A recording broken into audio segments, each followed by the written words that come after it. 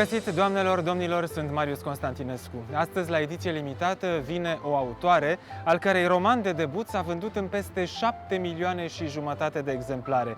Nici nu e de mirare dacă ne gândim că el spune povestea uneia dintre cele mai mari drame din istoria umanității, trăite și văzute chiar în interiorul ei, gravat pentru totdeauna în carnea memoriei. Romanul se numește Tatuatorul de la Auschwitz, iar invitata mea este Heather Morris.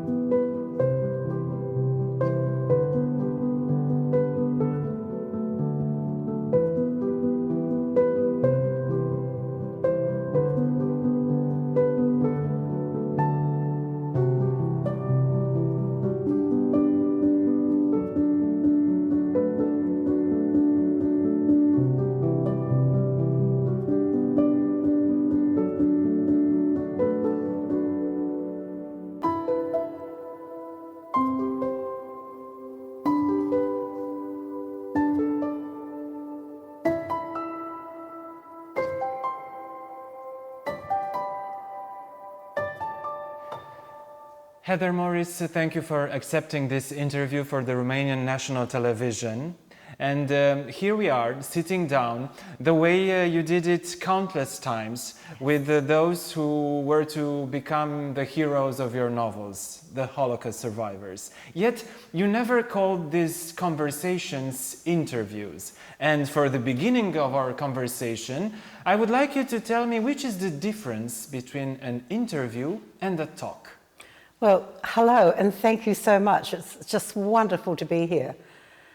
Well, for me, you and I are having an interview. You're asking a question, I'm going to answer it. When I am sitting with Lali or the girls, as I call the sisters, I'm just sitting listening. I don't ask any questions, I see where they go. And I learned that if you don't ask anything, people don't like silence, and so they keep talking. I just use that as a technique to let them talk. So maybe my goal should be to turn this conversation into a talk rather than an interview, and also listen to your silences. Why not? If any. Well, documenting this interview, of course, I have read your books, all of them, all your novels, as well as the non-fiction book, because you wrote a book actually about listening. What makes you a good listener? I learned from my great-grandfather as a small child. He was the only adult in my life growing up in rural New Zealand who not only listened to me, but spoke to me. It was an era when children were to be seen and not heard. And so the adults never really spoke to us children except for my great-grandfather. And he told me of the importance of just shutting up and listening, and just not to other people, but to all the sounds around us. And in my case, it was the countryside, the rural side. Where was the noise coming from? How can I distinguish one dog's bark from another? And when I would say to him, I can't hear anything, he said, you're not listening, because there's always something going on. And from him I learned, yeah, do that, and that's how you will learn. You may know that the Shoah Foundation in the United States issued quite a long time ago a whole methodology about addressing and interviewing Holocaust survivors. It is available on their website, I'm sure you know it. What have you learned about yourself asking questions, but also listening to people like Lale or like the sisters? Well, one of the things, and you'll get this, when somebody is telling you something, if you haven't listened to what they've said, you will miss out on all those nuances of body language, of the unsaid things which you can pick up by looking at people. And, you know, there have been some of those testimonies, yes, I have seen many from the Shoah Foundation, where I've kind of got a little bit frustrated and thought, oh, you should have followed up with this, because they were interviews. They were questions and answers for the most part. And I thought, ask something more, stay on this track because there's a story here, but they weren't followed. So for me, I learned that when you hear something and it's only part of the story, if you're looking at the person, you see that it's only part of the story. And at a later stage, come back to it. They've stopped telling you about it for a reason. There's something suddenly has become very painful or traumatic for them to tell. Not your role to try and force it out of them, but just find your moment at another point.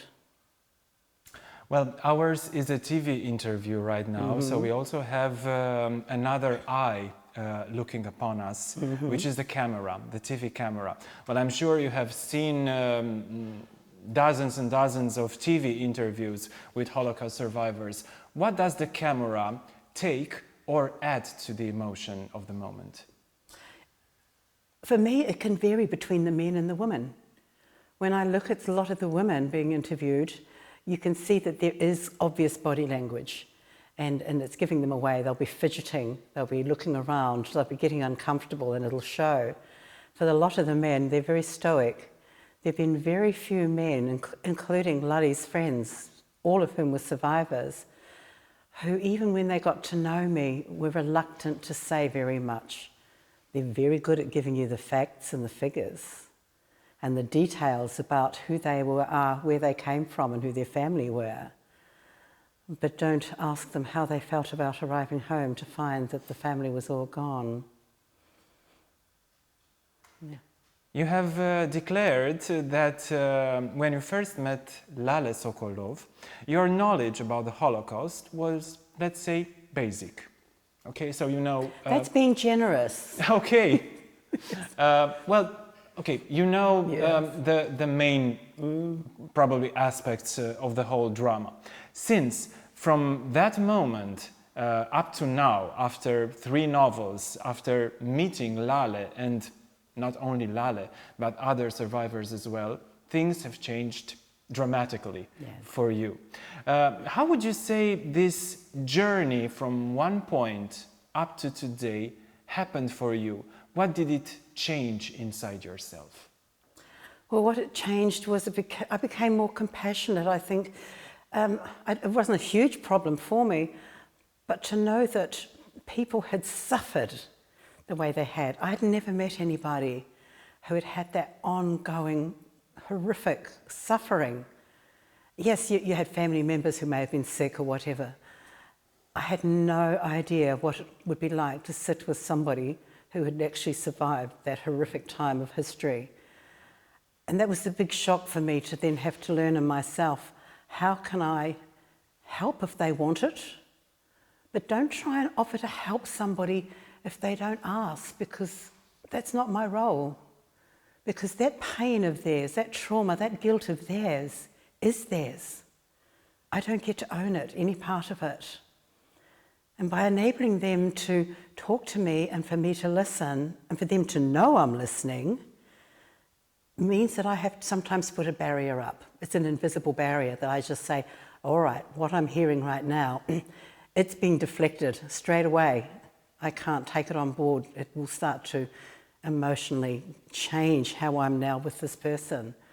And so strategies of being able to be with them made me more aware in some ways of actually who I was and what I was capable of hearing and being able to, well, support where needed. And when I couldn't, I'd go to Lully and say, I need a hug. I need a hug real bad. And he would just laugh and give me a hug and say, I'm still here. And then remember that, yes, you are. Well, speaking about this immense, incommensurable sufferance, about abuse, about the gigantic nonsense and the lack of humanity that the Holocaust mean, you've been introduced to this world by an instrumental figure, which is Lale Sokolov, who for more than 3 years was the tattooist at Auschwitz-Birkenau. Yeah. I'm very curious, when did you actually realize that you're in the presence of history with capital H? living history. Yes. You're quite right. Probably within the first 3 or 4 weeks of spending time with him. It was difficult initially because he was talking to me only weeks after Gita had died. He didn't want to be with me, and he told me that every time I saw him. I want to be with Gita, hurry up and tell my story. I go, I haven't really got a story from yet, honey, but we're working on it. But it was a matter of him not being able to tell a story from beginning to end if he tried. Everything is coming at me piecemeal. Sometimes it's so slow, I'm looking around wondering what's going on. Other times it's rapid fire. And so being able to try and determine where his story was and the significance of it took a few weeks. And then, yes, you're right, one day it just hit me. Because I was going away and doing my own research about this time, having to try and catch up. And it just hit me, oh my gosh. I said, you're living history. I'm sitting with living history. And he said, well, I'm living. You are more than that. He, like many other survivors, will not accept being told they are extraordinary. And so I got him to accept the phrase, you are an ordinary person living in an extraordinary time, who showed immense resilience and courage to survive. Anyway, I'll take that.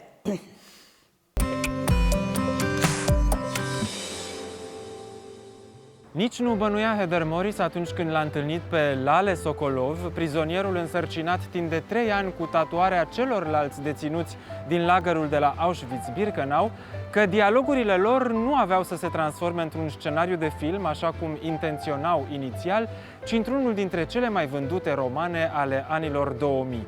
Cu el începe cariera de scriitor a lui Heather Morris, o autoare preocupată în primul rând de directețea și de valoarea documentară a poveștii, mult mai mult decât de stil și de amprentă personală.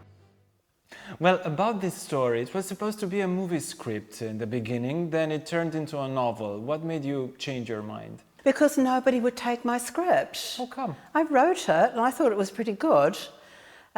Well, no one knew who I was, and so the movie industry, and I was sending it to the movie industry throughout the US and the UK, because I'd written it in English, and everybody is just replying, we do not accept unsolicited material, and getting nowhere. I was visiting my brother and sister-in-law who live in San Diego in California, complaining about those folks 100 miles up the road Hollywood was, and how they didn't know a good story when it hit them over the head. And my sister-in-law kind of looked at me, and she'd been hearing this for years, and just said, oh, for goodness sake, write the thing as a book and get on with it. So I kind of thought, well, I'm not getting anywhere this way, so I'll give it a try. So I gave it a try.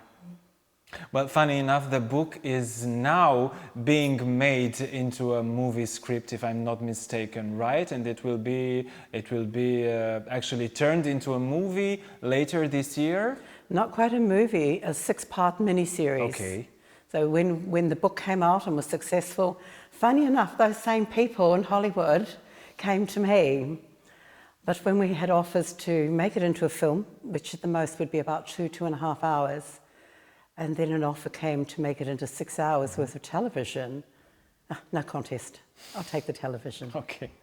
Speaking about movies and television, in 1971, Vittorio De Sica's Il Giardino dei Finzi Contini has been awarded the Academy Award for Best Foreign Picture. In 1985, Claude Lanzmann's Shoah series documentary had been shown to the world. In 1993, it was Steven Spielberg's Schindler's List that was presented to the international audience. Now, the Holocaust made it to the big screen when it was already a literary recurrence for quite some years.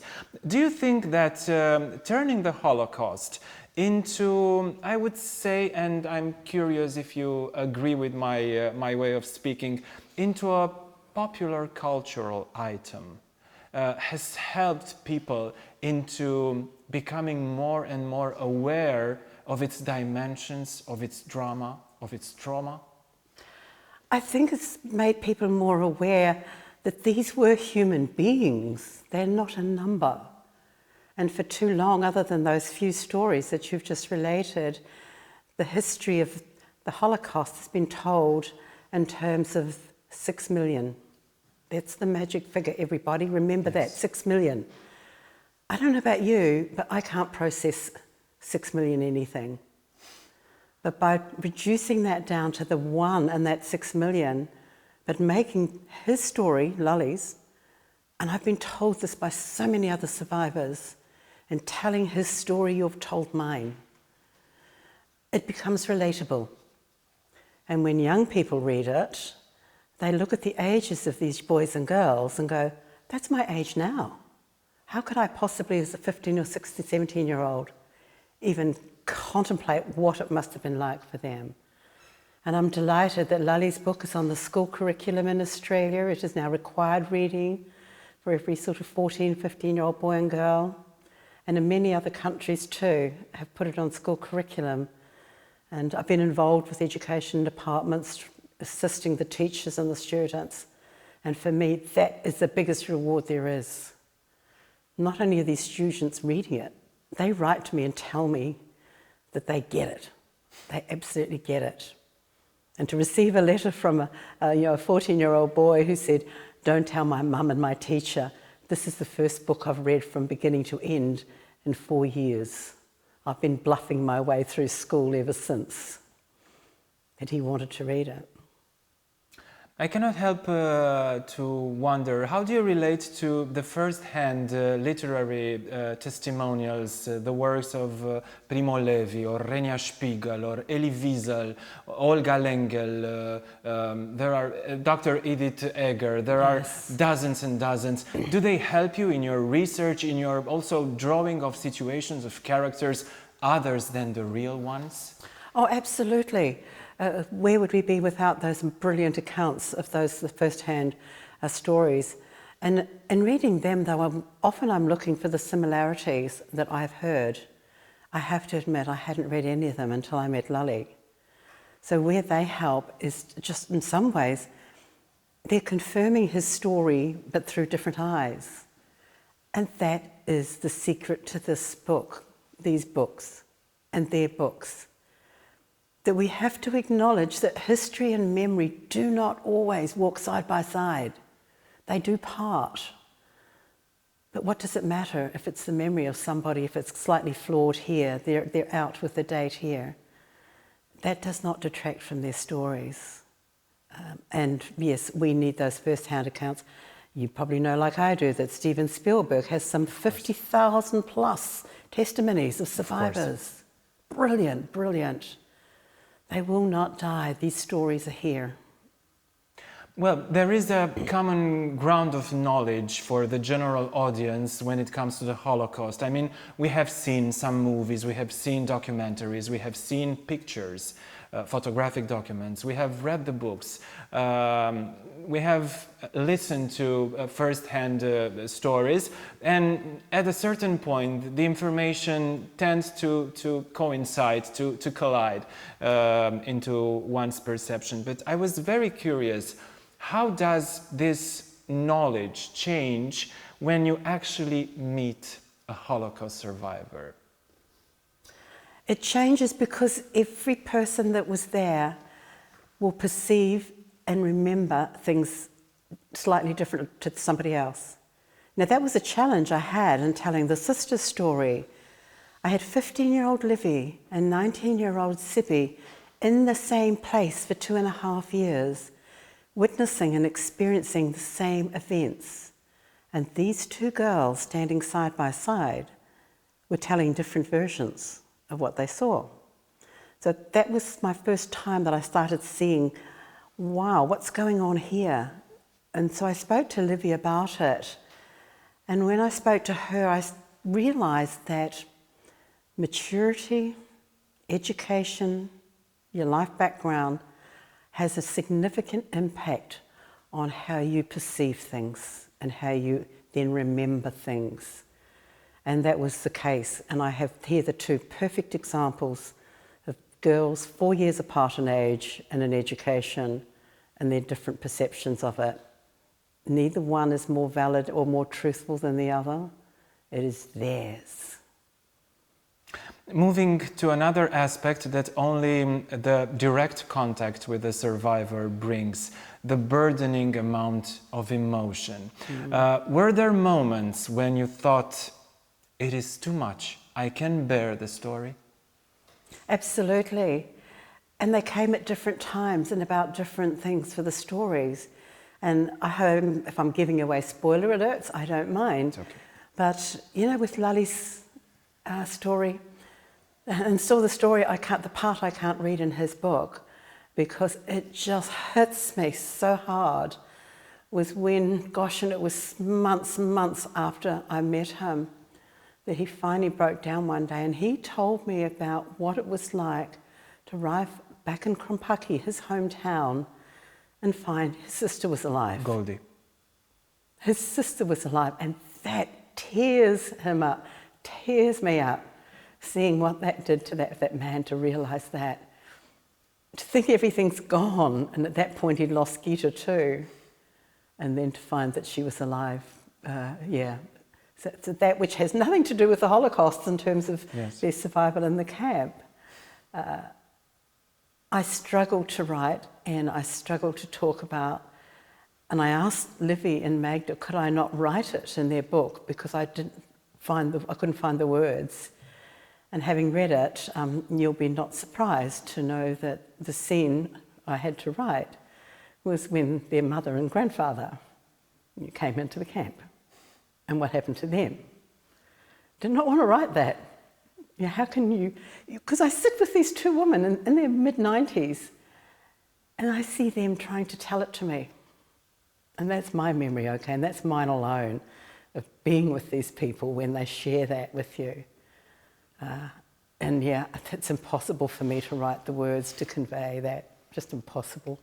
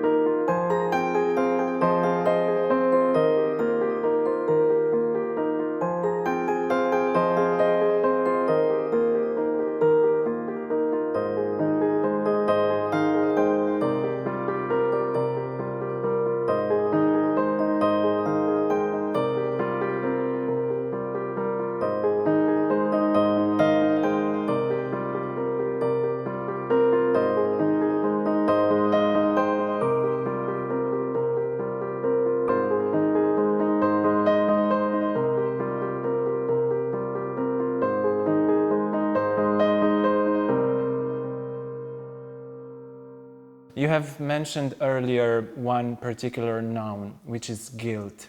Guilt is a feeling that crosses through all the novels, all three novels. And guilt has, I would say, a double face for the Holocaust survivors, because they feel guilty for not being able to help their families, many times being separated there on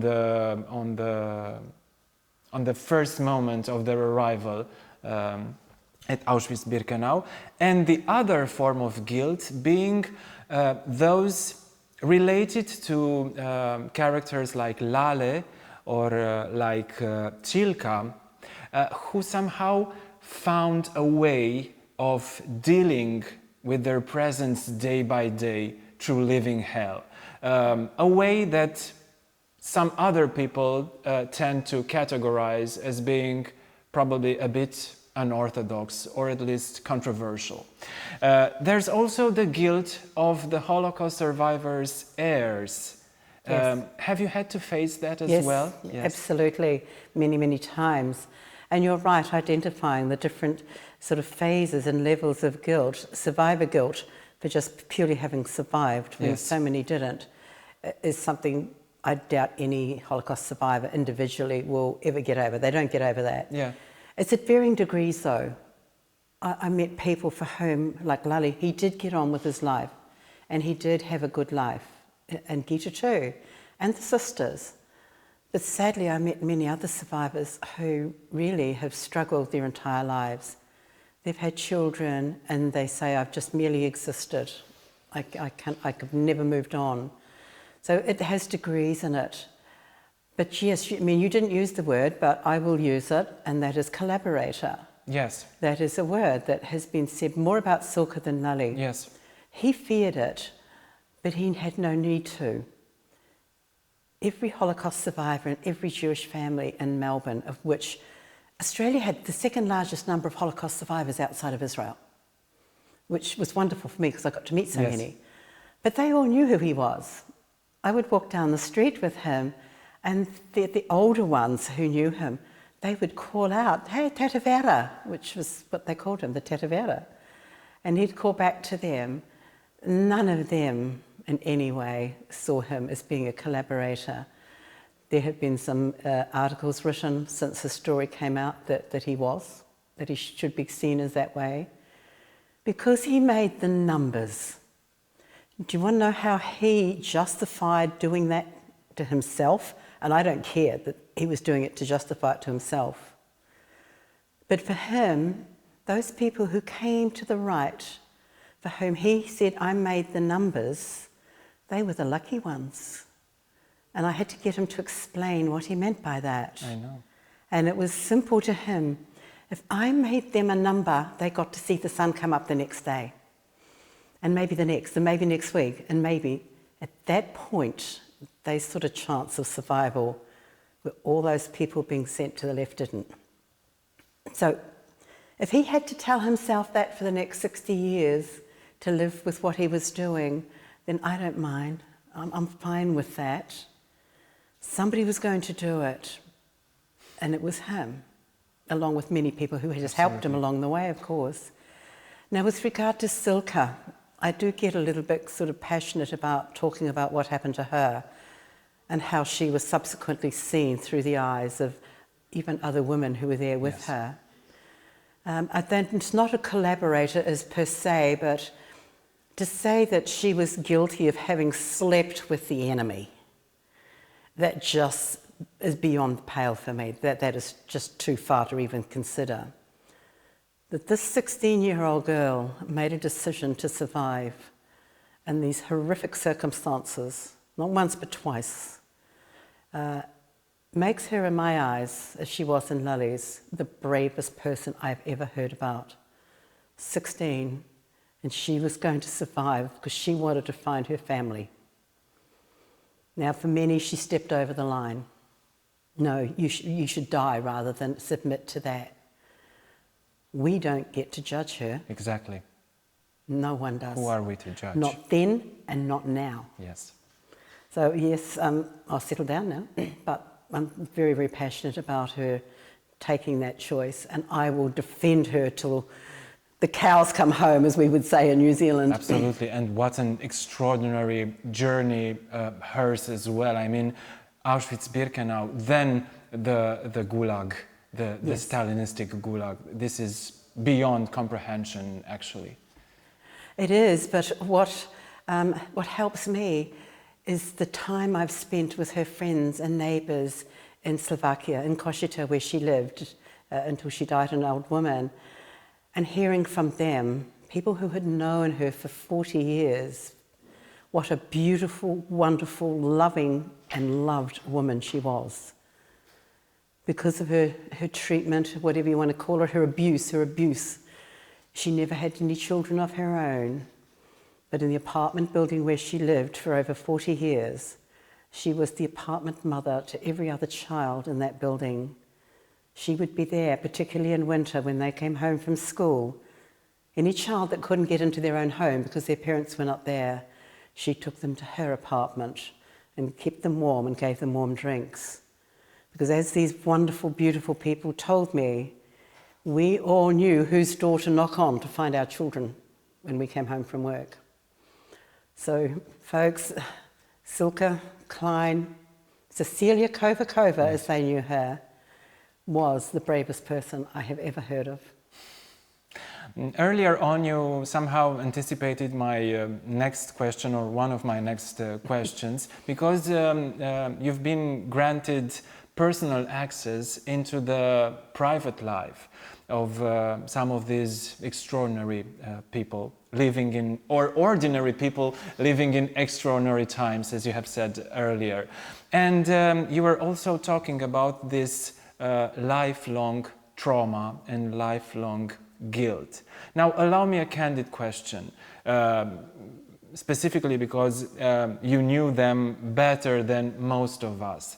How does one negotiate a lifetime of trauma and guilt with what it appears to be a normal life? Because they seem to have normal lives afterwards. They get married, they change country, they change continent, as in the case of Lale and Gita. But can they actually have a normal life? Hey, what's normal for any of us? Exactly. How do they negotiate it? How do they survive? They never forget. It lives with them. For their children, and well, I didn't actually answer your question about the impact on the second generation. Mm-hmm, right. That inherited trauma, it is inherited. It passes down through DNA. And listening to the children, and I'm now very, very close to these families, and hearing those children, now men and women my age and older, telling me how growing up as kids, they would do anything to put a smile on their mother's face. They would save their pocket money to try and buy a gift, to try and put a smile on their mother's face, because they didn't smile enough, they thought. They did not know what was behind it. They knew it was something, and nothing was being said. To sit with 98-year-old Magda and have her still say to me today, I cannot forgive myself for sleeping in my own bed for 2.5 years while my sisters were living in that place. She ended up there, she knows how bad it was. To have Livy invite me into her bedroom and tell me to sit on her bed and have this beautiful 96-year-old woman hold my hand and say, this is my bed, and I went, yes, and she said, this is where I lie down every night. My bed in Tel Aviv. I lie down here and I fall asleep in Birkenau. Every single night.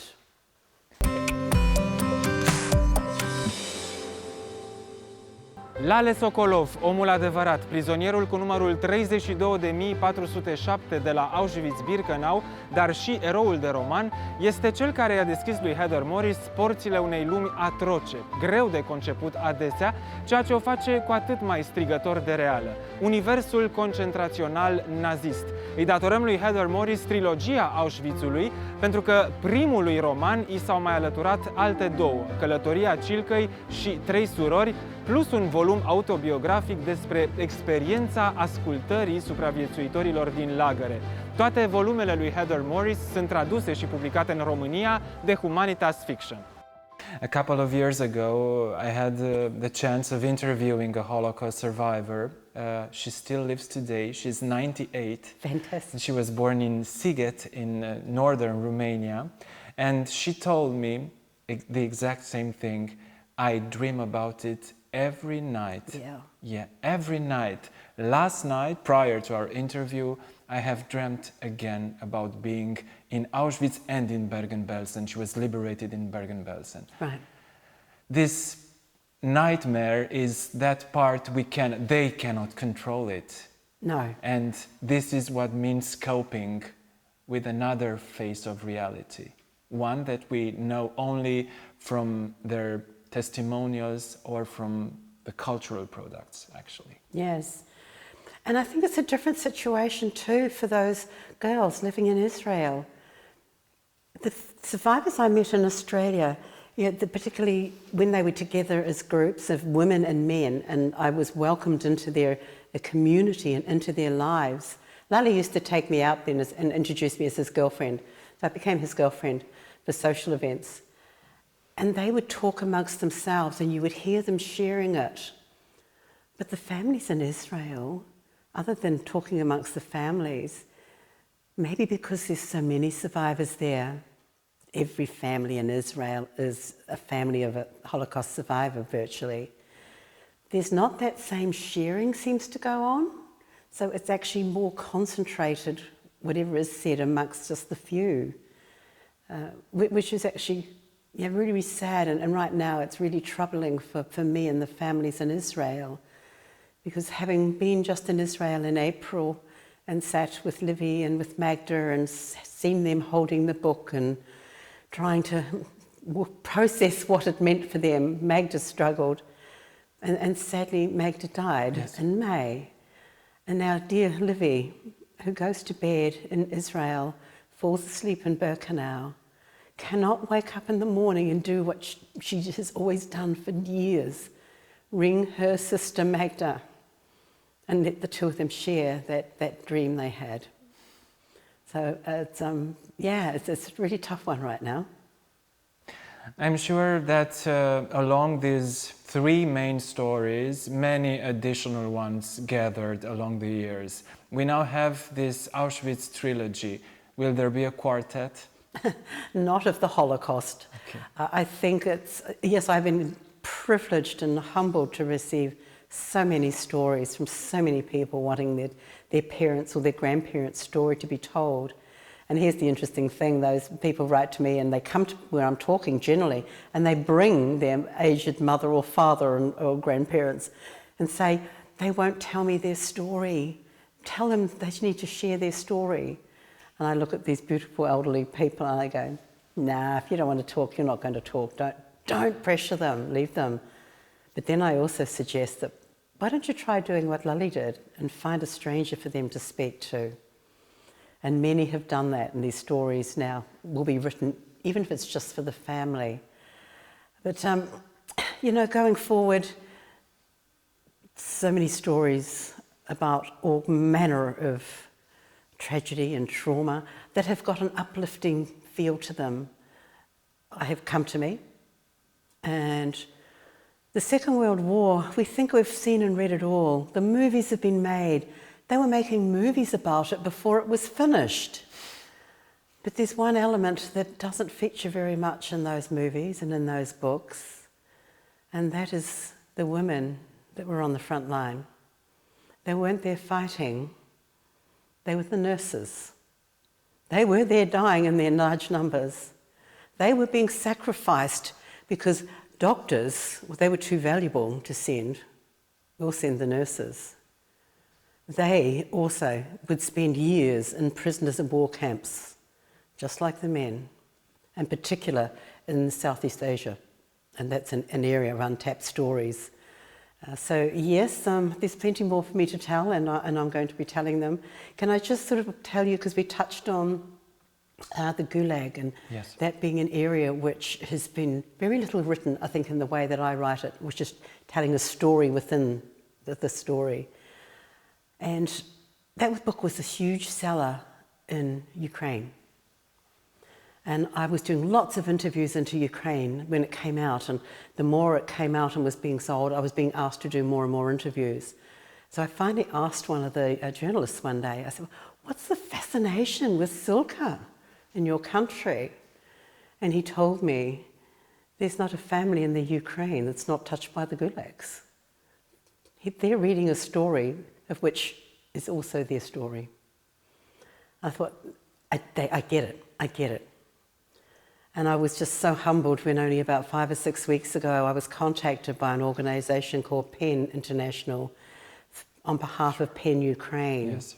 Would I meet and have a recorded live conversation with a professor at a university in Ukraine, still there today.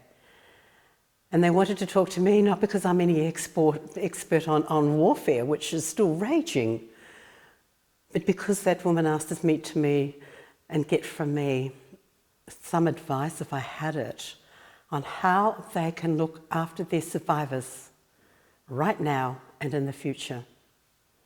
So those survivors who returned to Ukraine, who fled and probably left men, brothers, husbands, fathers, those who have stayed and are being subjected to the horrors of war, and that third element, they said, which we are taking out again separately, the sexual abuse of women and girls.